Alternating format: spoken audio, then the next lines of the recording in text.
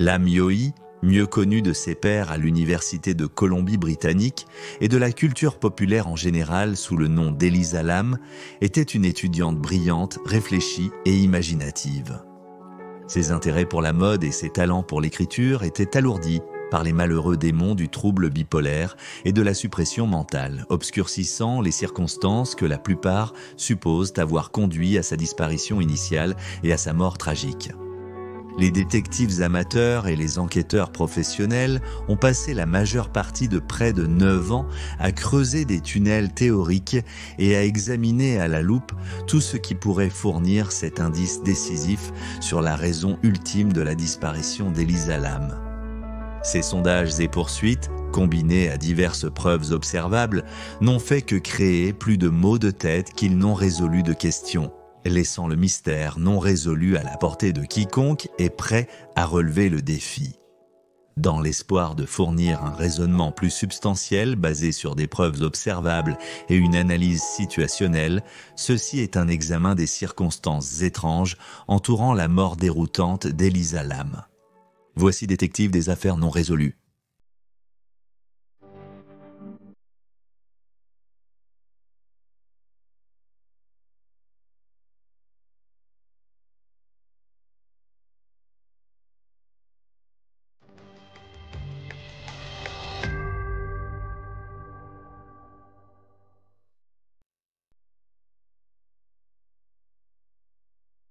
Elisa Lam est née le 30 avril 1991 à Vancouver, en Colombie-Britannique, de 2 immigrants de Hong Kong, David et Yenna Lam.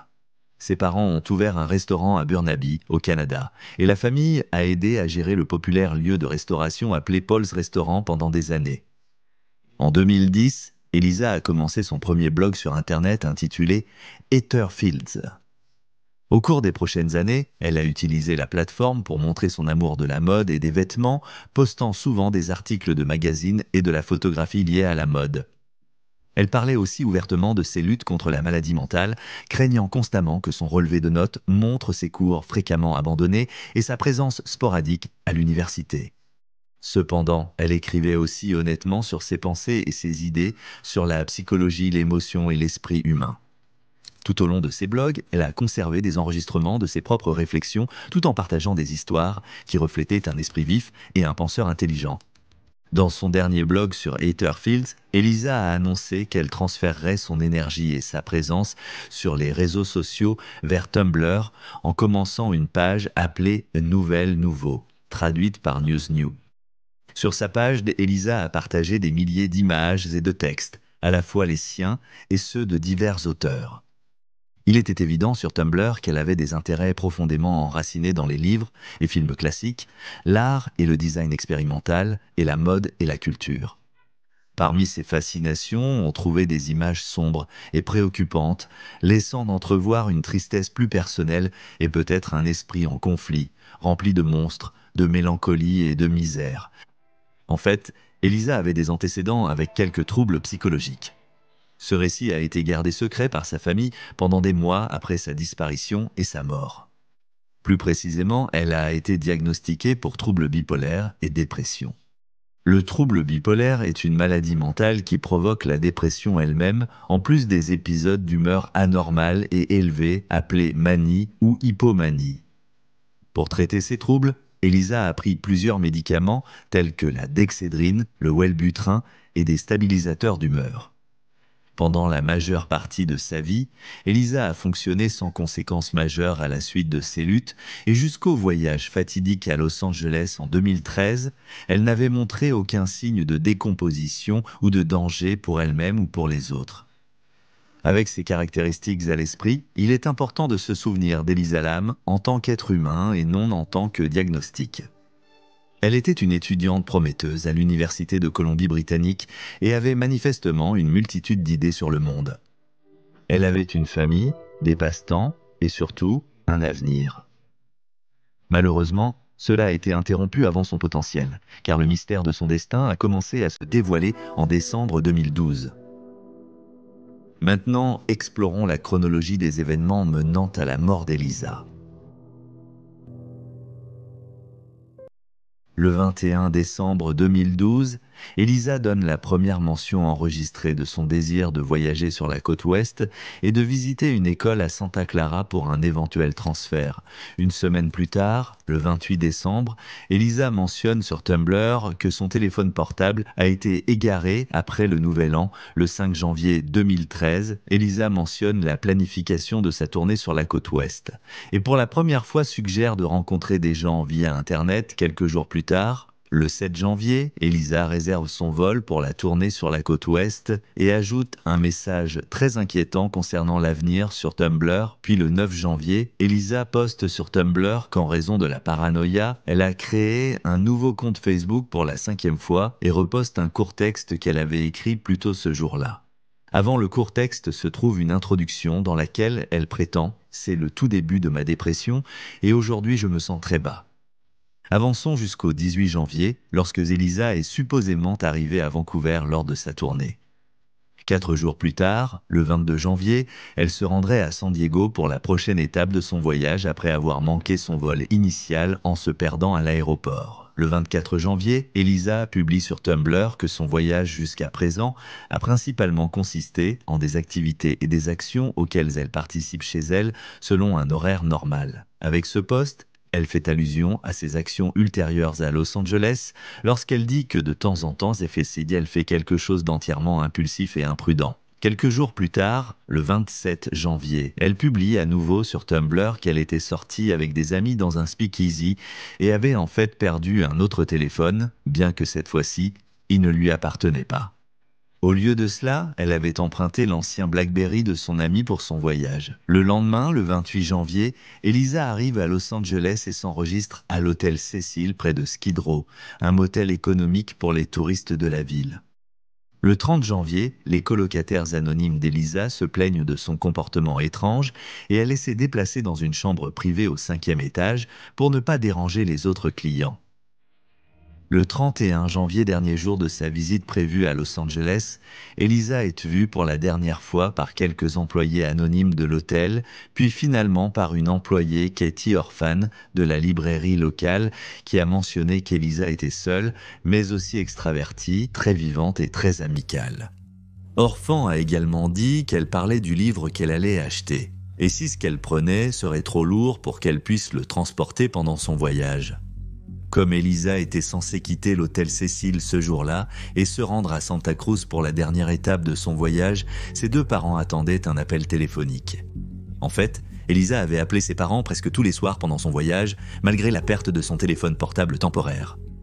Après n'avoir rien entendu de leur fille, Monsieur et Madame Lamb se sont envolés pour Los Angeles pour déposer une déclaration de personnes disparues et aider le département de police de Los Angeles dans leurs recherches.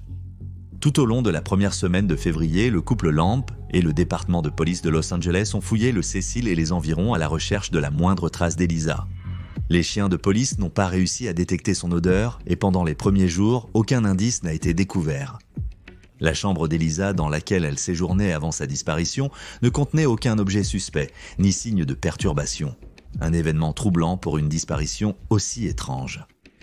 Le 6 février, le département de police de Los Angeles a publié une déclaration officielle en ligne concernant la disparition d'Elisa Lam et les détails entourant l'affaire, exhortant les citoyens à surveiller son profil. Un jour plus tard, ils tiennent une conférence de presse le 7 février, mais une fois de plus, ils ne reçoivent aucune piste ou appel du grand public. Puis, le 14 février, le département de police de Los Angeles lâche la plus grosse bombe de toute l'affaire, un clip de surveillance d'ascenseur du 1er février montrant Elisa Lam entrer dans l'ascenseur, appuyer sur une série de boutons et commencer à agir de manière bizarre.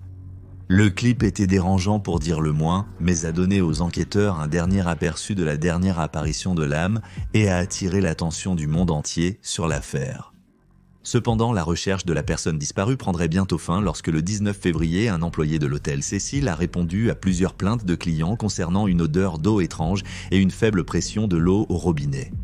L'employé est monté jusqu'au système d'eau sur le toit, a regardé dans le réservoir ouvert et a découvert le corps nu d'Elisa Lam flottant face vers le lait d'eau. Le département de police de Los Angeles a été immédiatement prévenu et les réservoirs d'eau sont rapidement devenus une scène de crime.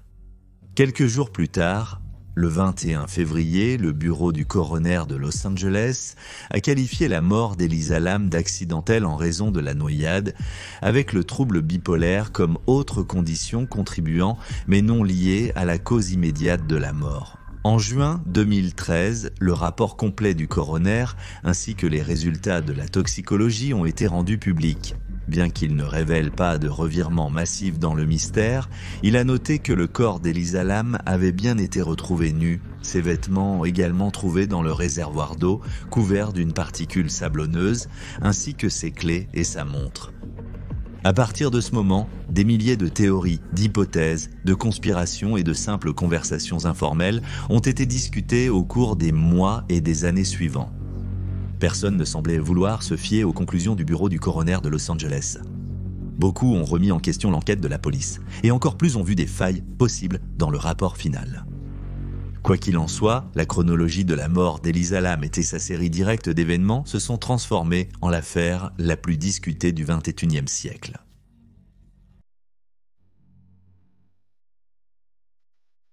Sans aucun doute, l'élément le plus controversé et le plus examiné de l'affaire Elisa Lam est la vidéo de surveillance de 4 minutes que le département de police de Los Angeles a extraite de l'une des cassettes de surveillance de l'hôtel Cecil, situé dans le coin supérieur d'une cabine d'ascenseur principale dans le couloir nord.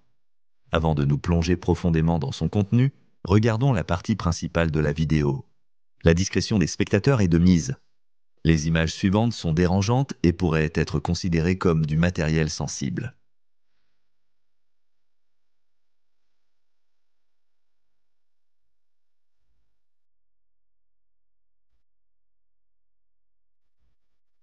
Merci.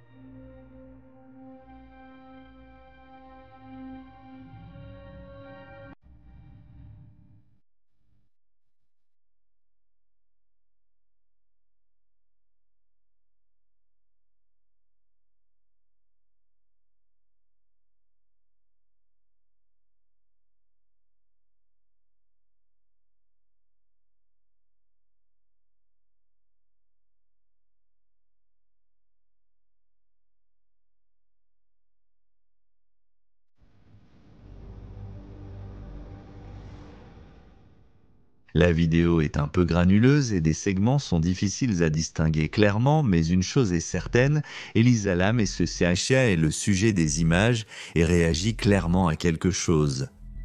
Maintenant, ce que ce quelque chose est ne sera probablement jamais expliqué avec une certitude de 100%, mais cela rend le clip d'autant plus étrange. On se demande si Elisa regarde hors de l'ascenseur avec le sentiment qu'elle est suivie. On pourrait soutenir qu'elle parle à voix haute à certains moments, peut-être juste pour elle-même. Entre les boutons aléatoires des cilières pressés à son entrée dans les couloirs vides, jusqu'au geste de la main et position du corps indistincte qu'elle fait, la rime et la raison de la vidéo sont impossibles à expliquer lors d'un premier visionnage. Il y a aussi eu une controverse sur les origines de la cassette. Certaines personnes sur Internet prétendent que l'enregistrement saute une minute du code temporel, mais en raison de sa faible qualité, il n'est pas facile à déterminer. D'autres disent que les images elles-mêmes ont été manipulées, pixelisant volontairement la bouche d'Elisa à divers moments, mais ces rapports ont soit été démentis, soit purement et simplement ignorés par les professionnels. Une chose est sûre, les images de l'ascenseur du 1er février 2013, représentant les dernières images connues d'Elisa Lam, ont suscité à la fois une préoccupation légitime et des théories du complot farfelu, et restent le seul élément de preuve le plus intrigant lié à l'affaire. Et maintenant, examinons les théories entourant le mystère de la mort d'Elisa Lam. Depuis le jour où Elisa Lam a disparu, les bandes de vidéosurveillance ont été diffusées et son corps a été découvert sur le toit de l'hôtel Cecil. D'innombrables théories ont été proposées sur Internet et dans des publications du monde entier, essayant de dévoiler les secrets de ce mystère inexpliqué. Beaucoup de ces suppositions sont purement basées sur des théories du complot. Certains cercles ont élaboré des fantasmes débridés, expliquant qu'Elisa jouait à un jeu d'ascenseur, essayant de passer dans des univers alternatifs. D'autres croient qu'Elisa était possédée par des forces spirituelles rencontrant des sujets paranormaux, ou a été contactée par des êtres d'un autre monde. Ce sont des tentatives farfelues de glamouriser la mort d'Elisa comme de la science-fiction ou de l'occultisme. Et elles sont basées sur zéro preuve observable, reliées par des affirmations coïncidentielles complexes et de l'hyperbole. L'hôtel Cecil est situé à Skid Row, dans le centre-ville de Los Angeles. La région est connue pour sa criminalité élevée et ses activités douteuses. Le trafic de drogue et la criminalité violente sont courants à la fois à l'extérieur et à l'intérieur de l'hôtel, qui a sa propre histoire de meurtre et de suicide. En 1985, le tueur en série Richard Ramirez, surnommé le Night Stalker, a séjourné dans l'une des 600 chambres du Cecil au milieu d'une série de meurtres qui a abouti à la mort de 13 femmes. Un autre suspect de meurtre, Jack Unterweger, a séjourné à l'hôtel en 1991. C'était un lieu fréquent pour ceux qui avaient des tendances suicidaires. Voyant quelques personnes sauter du toit dans les années 50 et 60, il a même abrité une autre affaire non résolue, celle de Pigeon Goldie Osgood, une ancienne opératrice de téléphone dont le corps mutilé a été découvert dans sa chambre en 1964. Cependant, malgré la criminalité de la bascule, rien de tout cela ne peut être directement attribué à la mort d'Elisa. Une explication beaucoup plus plausible est qu'Elisa Lamb a été suivie pendant son séjour à Ella, poursuivie dans les couloirs de l'hôtel Cecil, puis assassinée et placée dans le réservoir d'eau par une seconde partie. Au début, cette théorie semblait logique. Si vous revenez sur plusieurs publications Tumblr qu'Elisa a faites vers la fin de 2012 et le début de 2013, elle était consciente de sa nature franche et craignait qu'un jour sa bouche ne lui cause des problèmes. À plusieurs reprises, elle a écrit sur des angoisses troublantes. Un post disait « Je sors ce soir, j'espère vraiment qu'aucun rôdeur ne s'approchera de moi ». Au moins 2 fois, Elisa était convaincue qu'un problème se cachait au coin de la rue à cause de sa langue, disant, citation, « J'ai vraiment besoin d'être retirée de la société avant que ma grande bouche ne me cause des problèmes et que je me fasse battre, ainsi que ma bouche est ma perte, et elle me causera des problèmes. Je fais déjà tellement de choses stupides.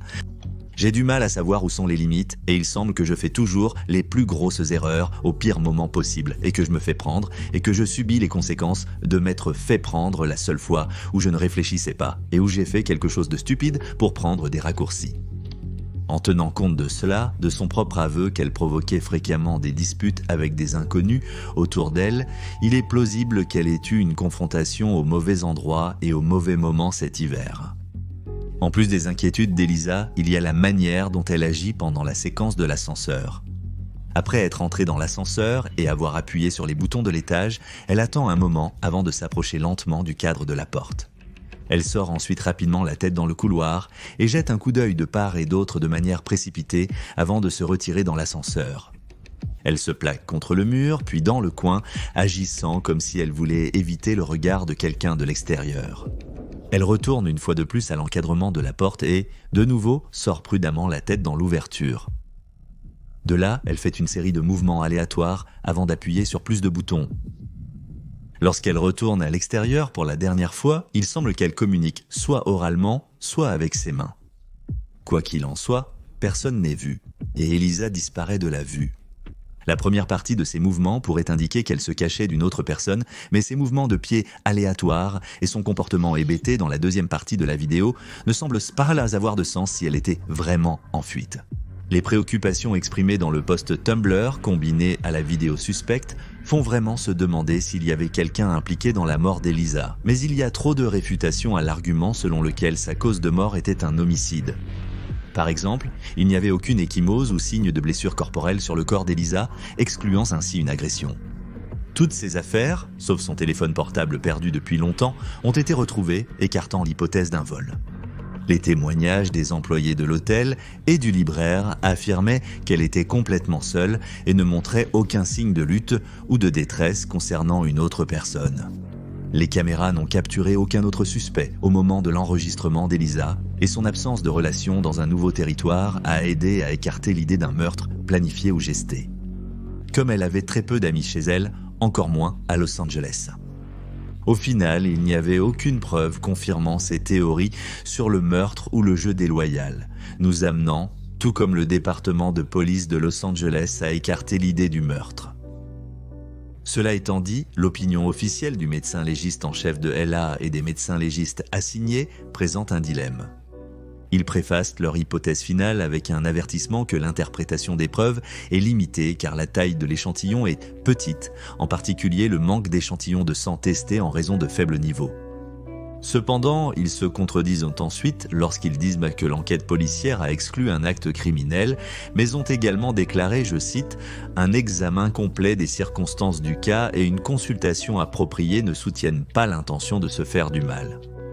La cause du décès est classée comme accidentelle. Donc, s'il n'y avait aucune intention nuisible, soit de la part de l'âme elle-même ou d'un deuxième suspect, comment exactement Elisa a-t-elle accidentellement grimpé sur un énorme cylindre, découvert que c'était une citerne d'eau, soulevé un couvercle incroyablement lourd et sauté dans l'eau sombre? Et si le couvercle était déjà ouvert, pourquoi a-t-elle choisi d'y monter en réponse? Le meurtre et le suicide sont des explications diamétralement opposées qui ont toutes deux été jugées inapplicables. Les personnes qui croient qu'Elisa a été tuée par quelqu'un d'autre s'attardent sur le fait que l'accès au toit était protégé par des alarmes sur les portes et le fait que son accès au réservoir d'eau nécessitait de l'agilité et de la force. Cependant, il a été expliqué à plusieurs reprises que l'hôtel dispose de 4 points d'accès différents au toit, 3 par l'escalier de secours qui n'ont pas d'alarme, et que les couvercles des réservoirs d'eau étaient soit ouverts, soit plus légers que prévu, facilement manipulables par une femme de la taille d'Elisa.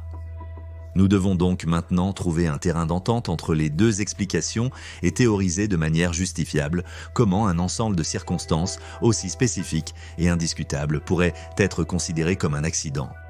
La théorie la plus plausible et la plus évidente est qu'Elisa Lam a subi une crise maniaque en raison de ses luttes contre le trouble bipolaire à la fois avant et le jour du 1er février. Pour commencer, il faut considérer les rapports toxicologiques. 2 médicaments antidépresseurs différents prescrits à Elisa ont été soit directement retracés, soit des métabolites ont été retracés jusqu'à son cœur, son sang et ses enzymes hépatiques.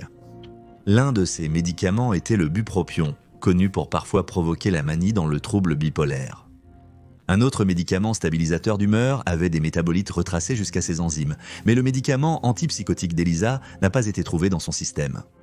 Donc, en résumé, Elisa n'avait pris qu'un seul de ces médicaments prescrits le jour de son décès et n'avait pris les autres que récemment, voire pas du tout, dans les jours précédant sa mort. Le rapport de toxicologie confirme également qu'Elisa n'avait ni alcool ni autre drogue récréative dans son système. Cela élimine la possibilité qu'elle ait été sous l'influence de substances pendant qu'elle était filmée dans l'ascenseur, ou que quelque chose comme la marijuana, des pilules ou l'ivresse l'ait incitée à monter dans le réservoir. Son foie n'a pas été testé pour le rohypnol, mieux connu sous le nom de roofies. Il n'y avait pas d'urine dans le système, ce qui signifie qu'elle a excrété toute l'urine contenant des traces de roofie, de kétamine ou d'autres accessoires de viol par surprise avant d'entrer dans le réservoir. Donc, en réfléchissant aux informations concernant ses antécédents de troubles mentaux et l'utilisation calculée des prescriptions et leur absence, nous devons ensuite comprendre ce qu'est exactement une crise de manie. Plusieurs manies peuvent inclure des caractéristiques psychotiques telles que des hallucinations, des délires, de la paranoïa, de la catatonie et un manque de perspicacité. Un professionnel de la santé mentale utilise l'expression désorganisation, tout en paraissant singulièrement concentré, soulignant son apparition lorsque Elisa appuie au hasard sur les boutons de l'ascenseur, semblant déterminée à suivre une sorte d'agenda ou de direction. Les symptômes de la manie incluent également l'agitation psychomotrice, qui implique des mouvements et des comportements répétitifs, sans but ou involontaires. Le docteur Daniel Morrill examine dans une revue médicale que ces actions peuvent entraîner le torsion des mains, le fait de faire les 100 pas et de se déshabiller à plusieurs reprises. Elisa a montré ces 3 comportements à la fois dans les images de l'ascenseur et autour des réservoirs d'eau. Le fait qu'Elisa Lam ait tenté d'aller sur le toit pourrait être une réponse à des hallucinations ou des délires. On ne sait pas ce que ces hallucinations pourraient avoir été, et il serait injuste pour la mémoire d'Elisa de supposer et de romancer sa maladie mentale. Il est important de noter que les hallucinations maniaques ne sont pas seulement visuelles, mais peuvent être des manifestations de sons, d'odeurs, de goût et de toucher. Une autre explication possible à son déshabillage en combinaison avec le maintien incohérent de l'ordonnance. Le simple fait qu'Elisa était dans un lieu étranger sans possibilité de communiquer avec sa maison aurait pu déclencher un épisode maniaque. Les personnes chez qui Elisa séjournait depuis qu'elle avait réservé une chambre partagée avec d'autres invités ont déclaré qu'Elisa agissait de manière étrange au point de déranger les autres et qu'elle a dû être déplacée dans une autre chambre seule, le dernier élément de preuve prometteur soutenant. Cette théorie nous est parvenue dans un témoignage d'un résident confidentiel à référencer comme résident à de Los Angeles, Californie, qui souhaite que lui et sa famille restent anonymes après avoir entendu parler de notre enquête sur le cas d'Elisa Lambe et n'ayant que peu ou pas de connaissances préalables de ce scénario, le résident nous a dit qu'il y a quelques années, un membre de leur famille au Mexique s'est suicidé à la suite d'une dépression maniaque ou d'un trouble bipolaire. Le résident A déclaré que ce membre de la famille est mort par noyade après s'être plongé dans les profondeurs d'un réservoir d'eau industriel similaire. Le résident A également déclaré que c'était un phénomène courant pour le membre de la famille, qui à la suite de leur trouble bipolaire cherchait des étendues d'eau chaque fois qu'il souffrait d'une crise de manie. Le résident A confirmé que ce membre de la famille avait environ 35 ans lorsqu'il est décédé, mais souffrait de maladie mentale depuis plus d'une décennie et avait une inclination à s'enfuir et à être attiré par l'eau au fil des années. Bien que ce cas n'ait aucun lien direct avec Elisa Lam, il est curieux que les deux instances impliquent un sujet bipolaire confirmé qui, en raison de leurs conditions, s'est noyé à cause d'une gravitation inconsciente vers l'eau. Il y a très peu de recherches effectuées dans le domaine médical ou psychologique concernant ce phénomène, mais nous sommes incroyablement intéressés s'il y a d'autres situations comme celle-ci.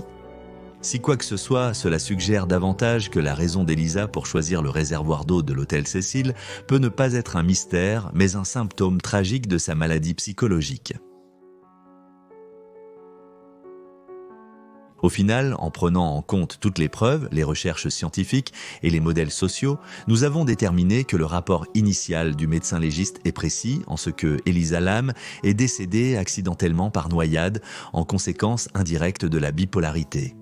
Bien que d'autres théories aient été brièvement discutées, leur manque total de preuves observables et leurs origines dans l'imaginaire les ont empêchées d'être sérieusement considérées. La raison pour laquelle ce cas a fasciné les suiveurs du monde entier et a produit des commérages incessants et des conspirations est le fait qu'il est difficile pour les gens d'accepter des explications simples et innocentes pour des situations complexes et dérangeantes. Les troubles psychologiques y sont fortement stigmatisés, même aujourd'hui, mais aussi très mal compris. Les gens ne veulent pas accepter qu'Elisa Lam souffrait d'hallucinations dues à un trouble bipolaire, parce que cela n'est que dans son esprit. Et ils ont du mal à accepter une telle indistinction. Au lieu de cela, il est bien plus facile de raconter nos propres versions de ce que nous voulons qu'il se soit passé, quelque chose de plus fantastique ou intrigant que la maladie mentale. Par exemple, certaines personnes croient qu'une autre partie était impliquée parce que le téléphone portable de Lam était manquant et son Tumblr est resté actif pendant des mois après sa mort. Pourtant, la réponse simple est que son téléphone d'origine a été perdu des semaines avant son voyage et Tumblr peuple les comptes actifs avec des publications ressemblant à leur contenu précédent pendant un court moment après qu'ils deviennent inactifs. Les gens ne pouvaient pas non plus comprendre comment Elisa avait réussi à se rendre sur le toit et à entrer dans les réservoirs d'eau sans être détectée. Cependant, cela est tout simplement expliqué dans la section « Faits matériels incontestés et preuves » à l'appui du document de la motion pour un jugement sommaire après que l'hôtel Cecil a été poursuivi pour son rôle dans la mort d'Elisa.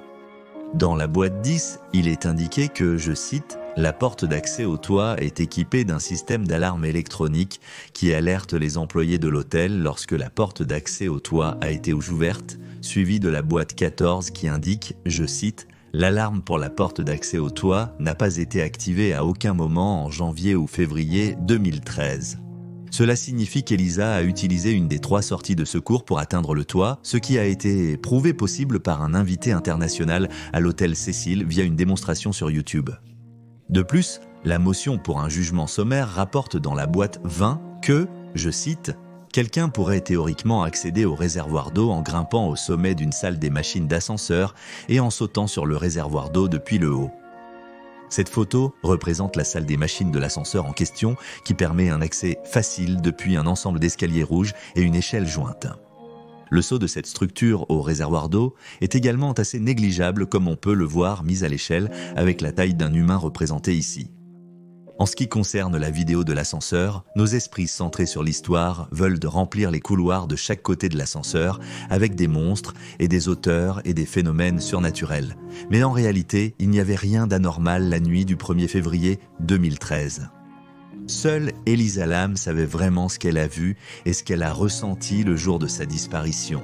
Et c'est à nous de croire que c'était l'imprévisibilité malheureuse de la maladie mentale qui a causé ces émotions et les actions qui en ont résulté. Après tout, Elisa était une jeune femme qui avait récemment traversé des montagnes russes émotionnelles avec une crise d'identité et des angoisses croissantes autour de son but dans la vie.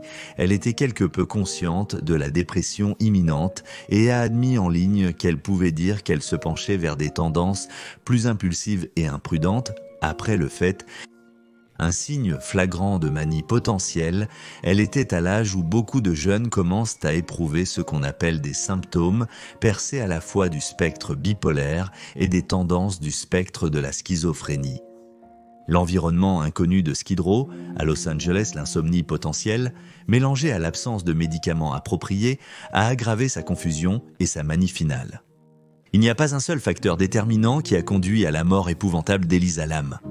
Au lieu de cela, c'était une combinaison de nature et de circonstances exacerbée par des enregistrements vidéo fortuits qui ont cultivé une énorme quantité de théories du complot Internet inconsidérées.